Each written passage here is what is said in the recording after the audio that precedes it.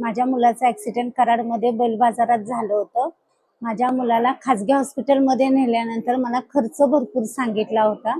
त्याच्यानंतर मी घरी घेऊन गेले. 1 महिना त्याला घरी ठेवला. परत मला काही सुचना, मग माझ्या पाहुण्यांनी मला इथला ॲड्रेस दिला. त्या डॉक्टरांनी फाईल बघताच क्षणी मला सांगितलं, योजनेत बसल्यानं तुमचं योजनेत बसतंय, तुमचा मुलगा चालू फिरू शकतो. ज्या खाजगी दवाखान्यात मला सांगितलं होतं मुलगा तुमचा चालणार नाही, घरात त्याला बसून राहायला लागेल, हाड मोडलंय, असं सांगितल्यानंतर मी खचून गेल्यानंतर मला मार्गदर्शन इस्लामपूरच्या आत्तीनं केलं माझ्या. तिथून मी इथं फाईल घेऊन आली.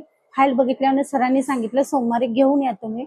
मी माझ्या मुलाला घेऊन आली, ऍडमिट केलं. ट्रीटमेंट चालू केल्यानंतर आमचं लगच्या लगेच योजनेत बसवलं. योजनेत बसवल्यानंतर योजनेत बसवणारे पण अमोल सर मॅडम, त्यांची नावं मला काही एवढी माहित नाही, पण भरपूर सहकार्य केलं त्यांनी आम्हाला. मावशीबाईंनी, सिक्युरिटी गार्ड, परत इथला स्टाफ लोक, वार्ड बाय, बदर्स ह्यांनी खूप मदत केली. माझ्या मुलाकडे चांगलं लक्ष दिलं. माझ्या मुलाचं ऑपरेशन चांगलं झाल्यानंतर माझ्या मुलाचा पाय सुजला होता. पाय सुजल्यानंतर बालाजी सरांना विचारल्यानंतर त्यांनी भूषण सरांना पाठवून दिलं. रात्रीच्या 1:30 वाजता सर येऊन माझ्या पोराचं ड्रेसिंग करून गेले.